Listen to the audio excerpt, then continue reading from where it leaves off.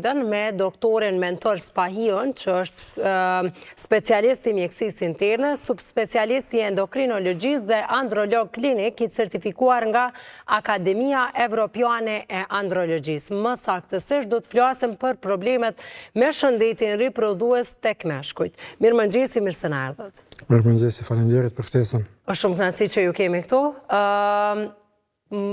Paraprakisht, diskutuam edhe para bisedës, pra me doktorin, edhe desha të diskutoj si hyrje ndoshta se si fillim me shpjegu në qofse që shëndrojmë tek mendësia e shqiptarëve dhe në përgjithësi ndoshta edhe vendet e tjera në Evropë, saj përket shkuarjes të doktori, a shkojnë me shkujt e doktori, apo shkojnë vetëm në qofse shfaqet një problematik dhe pas gjitha gjasave kur gruaja nuk është problem, apo nuk ka problem, pastaj shkon edhe burri. Okej, në fillim ta sqaroj çka është infertiliteti, si definohet mjekësi. Është një gjendje kur nuk arrihet shtazania spontanisht, kur në çift kanë marrëdhënie të pambrojtura 12 muaj. Kjo periudhë 12 mujore është më e shkurtër nëse partneri femën është më i vjetër se 35 vjet. Ky afat shkurtohet në 6 muaj. Dhe çdo mosh ma e shtyme afati për me kërku ndimin e mjekut shkurtohet edhe më shumë. Sa i përket pyetjes juaj, a vin meshkujt në kontroll, më ju tregu që meshkujt vin paralelisht me gratë e tyre. Do të thotë vin çift. Në fakt edhe ashtu janë edhe udhëzues e sotshëm në trajtimin e çështjeve të fertilitetit, ku duhet mu ekzaminu të dy partnerët në njëjtën kohë. Në mënyrë që mos me u hub koha me ekzaminu një herë partnerin, pastaj tjetrin.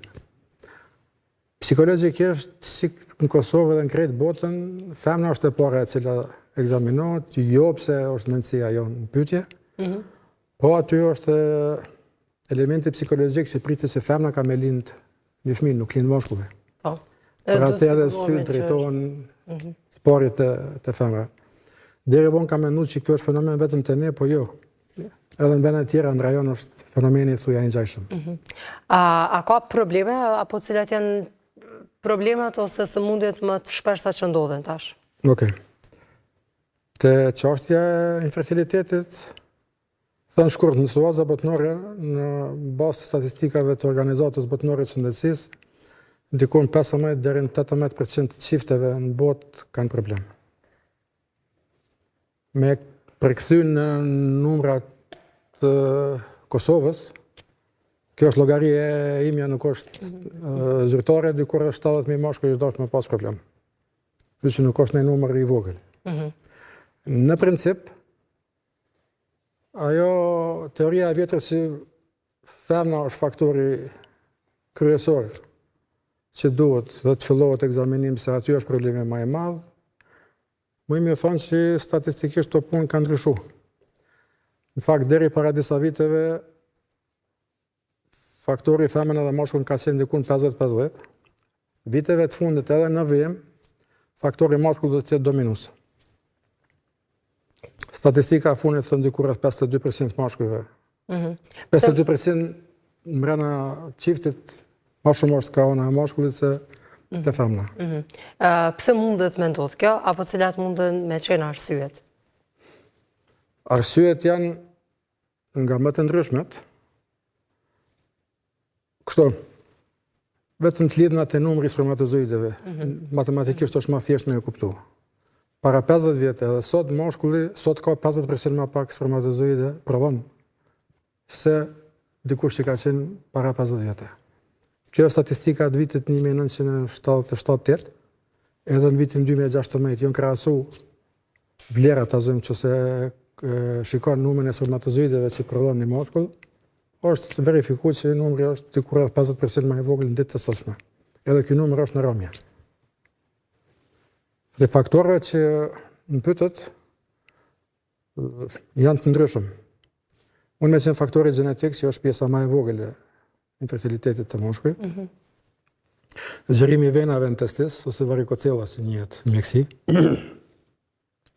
Unë me qenë infeksionet seksualisht transmetueshme, çrregullimet hormonale, edhe mbi krejt, mbi të gjitha, ajo që është më e aktuale në ditët e sotshme është mënyra e jetuarit edhe të ushqyrit. Stili jetës. Në fakt, stili jetës të ne mas pakti, faktikisht, ka vedisimi, por mas pakti i jepet pesha, në fakt, për aty burojnë shumica e problemeve. Në mjekësi thuhet çka bën moshën 20 vjeçare e nin moshën 30 vjeçare.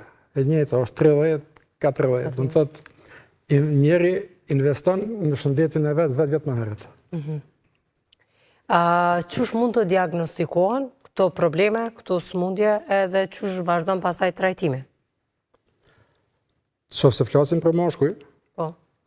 normalisht që gjëja e parë që duhet me u bë është me u marrë anamneza mjekësi, i them domethënë me marrë historinë, me e ditë çka punon ai njeri, a ka pas të lashë dikush në familje të tilla, a ka pas ndonjë infekcion, ndonjë sëmundje të mëhershme, e cila ka mujt me kontribuar me pas problem në fertilitet.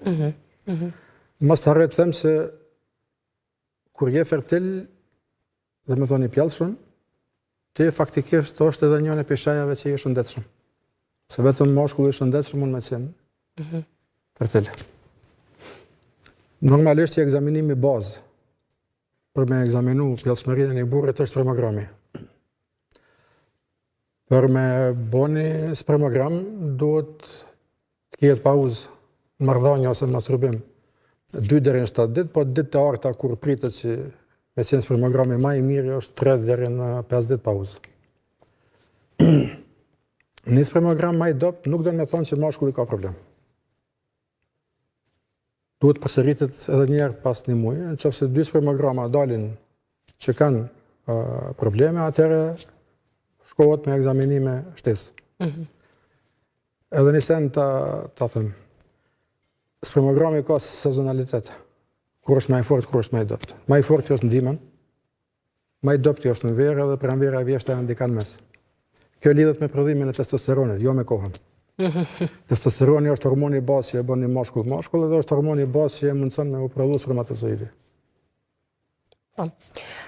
Kalojmë pra edhe tek një pyetje e cila na ka ardhur edhe në Viber, unë po vazhdoj me të thënë se kjo temë ka qenë, unë e diskutova edhe më herët me doktorin, ka qenë po aq e kërkuar, qysh prej muaj më parë kur është diskutuar me doktorin këtu në studio, por që kanë hezituar ndoshta pak të shkruajnë apo të bëjnë telefonata. Sidoqoftë numri është në ekran dhe të tjerët mund të shkruajnë rreth kësaj teme. Thotë përshëndetje për doktorin, jam 45 vjeçar, kam filluar me pas dhimbje në pjesën poshtë barku dhe po më shkakton vështirësinë në funksionimin normal në shëndetin tim mashkullor, nuk kam pas probleme në të kaluarën, çfarë mund të i dhe çka mund të bëj?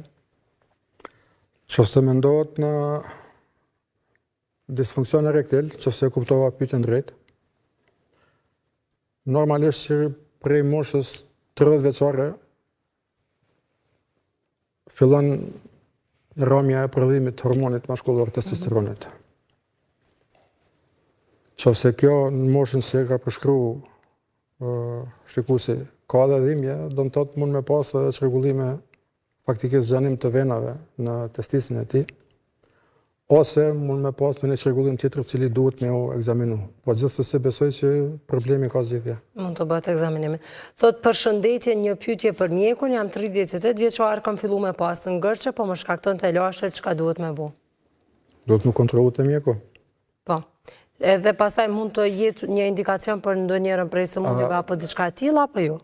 Çështja është që pacienti duhet me u pa. Përshkrimi i pacientit është krejt në rregull, çka të jep informat. Mirë po duhet edhe mjeku me apo në mënyrë objektive apo shet diçka që nuk ka mujt pacienti me përshkruar si duhet. Që me mujt me marrë deri te diagnoza. Po. Flasim pak, ju e përmendët edhe më herët, disfunksioni erektil. Është një sëmundje apo është vetëm simptom? Disfunksioni erektil në fakt është simptom.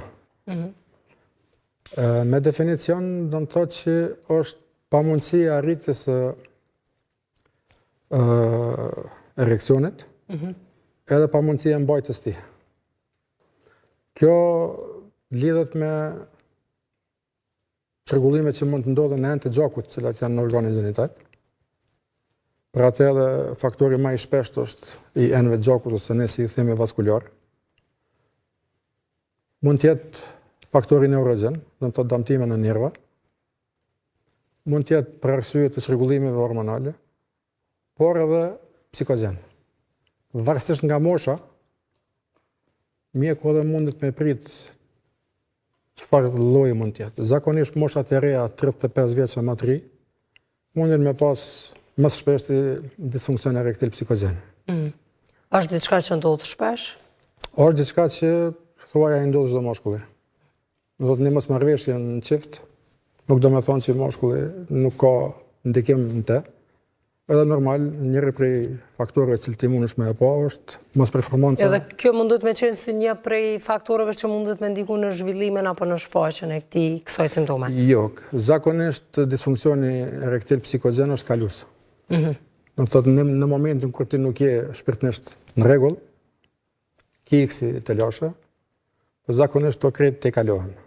Ndërsa te pjesa tjetër, ku ka dëmtime organike në i themi, do të thotë ka dëmtime ose në ngjaku ose në nervë ose çrregullim të hormoneve, ato janë veç ma serioze. Në kuptimin që kërkojnë trajtim adekuat. Po. Mundet me ndiku në cilësinë e jetës apo jo? Kështu, njëri prej parametrave kur evaluohet çështja e disfunksionit erektil është ta ka moshkulli erekcion mëngjes. Mendohet që ai erekcioni në mëngjes në gjumë para se mu qu, është ai fitnesi i organit zenital që duhet me e përjetu shumë shpesh. Do të thotë nuk është aq e thjesht edhe me të shpjegu se faktikisht në çështjen në punën e erekcionit nuk ndikon vetëm qarkullimi i gjakut, po ka edhe faktori nervor. Truni është mbi krejt. Diagnostikimi bëhet patjetër duke ardhur apo duke shkuar te doktori dhe pastaj fillon trajtimi i kësaj simptome. E që duhet me u marrë seriozisht apo jo? Kështu, për me diagnostifiku këtë qarkullim, me do e mos, se çdo gjendje edhe smundje në mjekësi duhet me marrë anamneza, duhet me bisedu me pacientin. Për bisedës ti rrjedh shumë 80% e diagnozës. Tjerat janë vetëm shtesa në atë çka vetë pacienti e ka tregu. Do të thotë pas anamnezës, do të thotë pyetet që ka stilin e jetës, çka punon. A ka ndonjë smundje shoqëruese? Pas asaj mund të bëhen ekzaminime të shtesë, si mund me qenë ato radiologjike, do të thotë me bëu ultrazon me pa qarkullimin e gjakut në penis. Edhe pastaj ka edhe teste shtesë cilat janë nuk mund më u bëte ne, po edhe në botë kam fillu me ilon se janë shumë mërzitshme. Prandaj fillohet, po tash anamneza është kryesore, do të thotë biseda me pacientin, edhe ekzaminime shtesë kur ka nevojë, normalisht mund më kërku edhe hormonat. Si thash, testosteroni është hormoni bazë të moshkujt, mirë po mos të ka ndonjë keq kuptim. Testosteroni mund me ndiku në disfunksion erektil, por nuk është kryesori në këtë punë. Testosteroni t'jep dëshirë për me pas marrëdhënie, ajo performancë. Mos të ketë keq kuptime. Munden me u shfaq këto probleme edhe në bazë të moshës, apo jo, me qënë se kemi edhe një pyetje që pason pastaj pikërisht me moshën? Edhe që ka të bëjnë ndoshta edhe me sëmundje të tjera që munden me qenë të diagnostikuar. Gjithsesi mosha është faktor. Si thash edhe më herët, sa më e rritë është moshkulli, disfunksioni i tij duhet me qenë psikogen. Jo më do e mos, po shumica e rasteve po. 14 e tutje, sidomos 50-60, disfunksioni erektil është vetëm çështje organike, do të thotë ka dëmtime. Pse? Njëri shkon tu plak. Fillojnë edhe smundje tjera me u zhvillu me plakjen e një moshkulli, do të thotë smundje shoqëruese e rëndojnë edhe plus situatën. Po. Sepse është një pyetje, thotë përshëndetje, jam 50 vjeçar, kam tension të lartë dhe kolesterol të lartë. Kam vrejtur të që s'kam fuqi dhe po ashtu më mungon dëshira seksuale. A ka të bëjë me problemet që i përmenda apo diçka tjetër? Sakt. Do të thotë dy faktorët më të shpesh që nuk i përmenda më herët, është çrregullimet e ynyrnave në gjak edhe tensioni i lartë. Mjekimi i tensionit të lartë me një kategori të posaçme të medikamenteve mundet më shkaktu disfunksion erektil, ne i themi medikamentos, do të thotë me ilaçe. Si këshill për ata të cilët na ndjekin, duhet me i diagnostiku këto më herët, sa më herët edhe aq më mirë apo jo?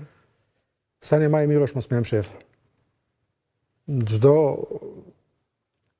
e mbyllën në vete se çështja e disfunksionit erektil të moshkullit nuk është vetëm performancë. Është edhe krenariati. Nuk ndjenja kur ka çrregullim në reakcion, moshkulli ndihet më pak i vlefshëm. Fillon më të rrek në vete dhe bëhet problem social. Po. Kemi edhe një pyetje tjetër cilën do ta lexoj, edhe pse do të vazhdojmë sigurisht edhe me pyetje të tjera vetëm pas pak. Ne flasim me qenë se jo përmendë distraksionin erektil, a mund është i shpesh pra edhe tek meshkujt pra që ndodh? Siç edhe përmenda më herët, kjo është rregullimi i cili me moshë shkon edhe rritet. Shumë më e rrallë është moshat e reja. Në moshat 40 e tutje, fillon 50-60 është veç ma i shprehur. Sipas një studimi të një grupi në Massachusetts, vitin e kaluar ka rezultuar që diku rreth 54% moshkujve në moshën 50 e tutje kanë pas problem me disfunksion erektil. Pra varet edhe nga mosha që të kësë. Definitivisht varet edhe prej moshës, po thash edhe smundje shoqëruese, po mbi krejt mënyra e jetumit edhe pushimit. Po.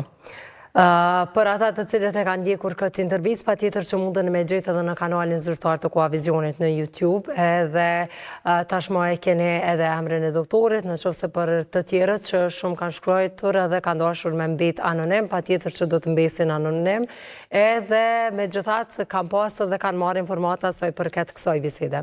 Faleminderit shumë për kohën, për informatat që keni ndarë me ne, kënaqësi. Faleminderit juve.